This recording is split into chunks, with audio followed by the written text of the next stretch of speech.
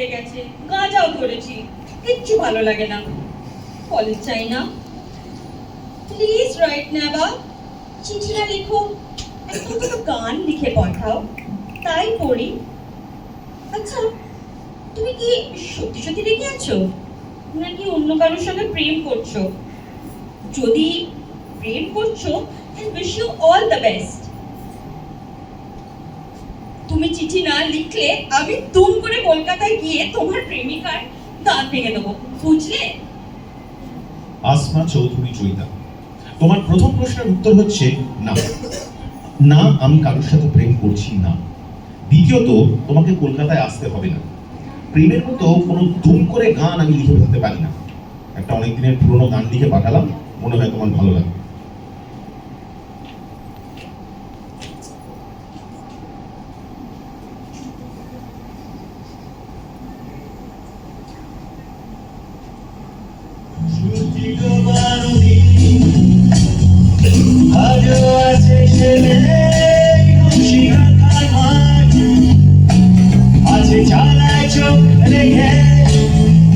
স্বপ্ন দেখা আছে, ছিলে কোঠার ঘরে কিছু ইচ্ছে রাখা,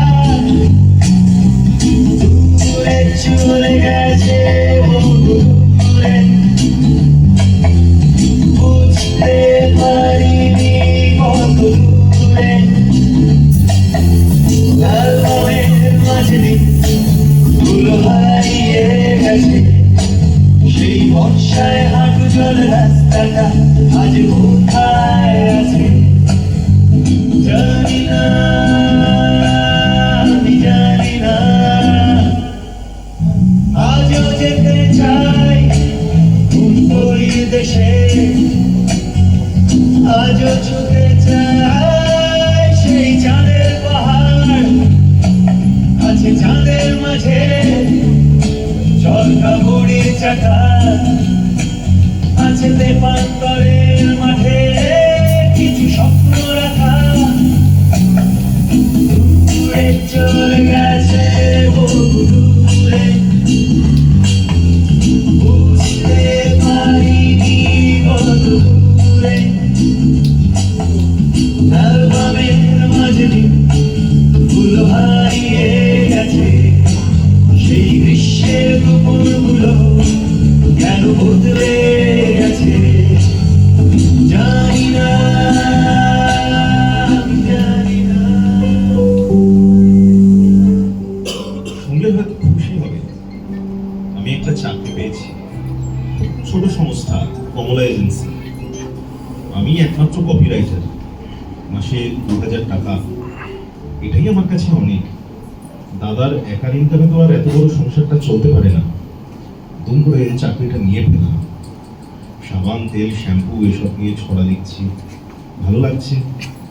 তোমার কথাই ঠিক, আমার তো গান টান আর হবে না। আসলে বেসিক্যালি মধ্যবিত্ত তো, তাই সংসার, ঘর এসব থেকে মুক্তি দিয়ে রাখতে পারলাম না। যাই হোক, নিহারের সাথে হঠাৎ দেখা হলো। ক্লাস 6-এর সেই দুষ্টু ছেলেটা এখন ডানলপের অ্যাসিস্ট্যান্ট পিআর হয়ে গেছে। ওর কাছেই শুনলাম তোমার নাকি বিয়ে। ছেলেটাকে শুনলাম তোমার আব্বাই জোগাড় করে এনেছে। নিশ্চয়ই দারুণ দেখতে, দারুণ স্মার্ট, খুব ভালো ইংরেজি বলে। কবে বিয়ে জানিও, আমার তো আর যাওয়া খাওয়া কোনোটাই হবে না, তাই একটা দারুণ ভালো গান লিখে পাঠাবো। নেবা, তুমি একটা ছাগল আর তোমার নিহার একটা গরু। তোমরা কিভাবে ভাবলে আমি আমার আব্বার ইচ্ছে বিয়ে করব? আব্বা is just doing an act of vengeance. কেন জানো? আমি পড়াশোনা করতে টেক্সাস যাইনি বলে। তাই আমেরিকান এক্সপ্রেসের একটা অফিসারকে ধরে এনে আমার বিয়ে দেওয়ার চেষ্টা করেছিল। আই মেট হিম। ভীষণ ভদ্র আর ভীষণ বোরিং। আমাকে বিয়ে করার থেকে he is more keen to get transferred to Hong Kong. আমায় একদিন ইনভাইট করেছিল ডিনারে দিল্লি জিমখানায়।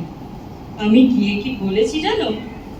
বলেছি আমি গাঁজা ছাড়া বাঁচতেই পারি না। ব্যাস, বিয়ে ভেঙে গেল। গাঁজা খাওয়াটা এতদিন পরে কাজে লাগলো বলো।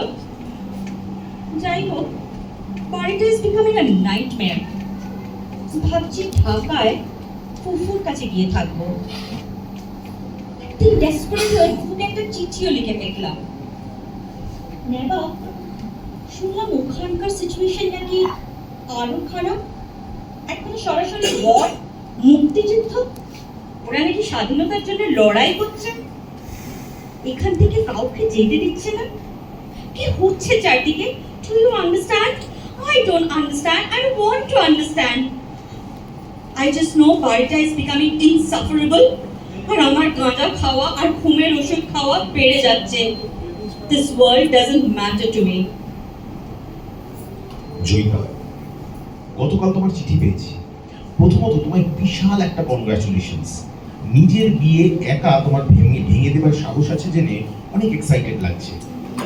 আমিও গতকাল একা সাহস করে কি করেছি জানো? ধর্মতলার একটা বারে গিয়ে জিম খেয়েছি, 4 পেট, বড় পেট, জীবনে প্রথম, একা একা। তারপর ভিক্টোরিয়া মেমোরিয়ালে গিয়ে একটা ঘোড়ার গাড়িতে উঠে পড়লাম, বৃষ্টিতে ভিজলাম। সে দারুণ অনুভূতি। নেবা, এবার একটা বিয়ে করো। আচ্ছা, তোমার মা তোমার জন্য মেয়ে দেখছেন না কেন? মারা অবশ্য ছেলেদের বিয়ে দিতে চায় না, পাচ্ছে হাতছাড়া হয়ে যাক। কিন্তু তুমি তো নিজেই দেখতে পারো। এবার একটা ভালো ভদ্র মেয়ে দেখে বিয়ে করে ফেলো। আমার মতন পেয়ারা ধিঙ্গি নয়, মিষ্টি সংসারী টাইপস। আচ্ছা, তোমার গানের কি খবর? একদম ক্লোজ চ্যাপ্টার? আমি কিন্তু শুরু করেছি, তবে গান নয়, কবিতা, ইংলিশে। কিছু তো একটা করতে হবে। কিছুদিন না ছবি আঁকা ট্রাই করলাম, হলো না। এখন কবিতাটা জাস্ট সময় কাটানোর জন্য। বিশ্বাস করো নেবা, আমরাও একদম সময় কাটে না। নিজের ঘরে বন্দি হয়ে বসে বসে খালি গাঁজা খাই আর ঘুমের ওষুধ খাই। নাইট আউট আর আমিও আউট। তাই কি লিখছি নিজেই জানি না। তোমাকে দেখতে ভীষণ ইচ্ছে করছে। নেবা, যদি পারো তো আমাকে এখান থেকে নিয়ে যাও। তাহলে কে জানে কি হয়ে যাবে। পারবে আমাকে নিয়ে যেতে, আমায় বিয়ে করতে? নেবা, জয়িতা, তোমার চিঠি পেয়েছি গতকাল। একবার নয়, বহুবার পড়েছি। যদি নেশার ঘরে লিখে থাকো তাহলে নেশা কেটে গেলে আফসোস করবে। কারণ আমি মন ঠিক করে ফেলেছি, হ্যাঁ, আমি তোমাকে বিয়ে করব। বাড়িতে কিচ্ছু বলিনি। তোমার উত্তরের অপেক্ষায় রইলাম।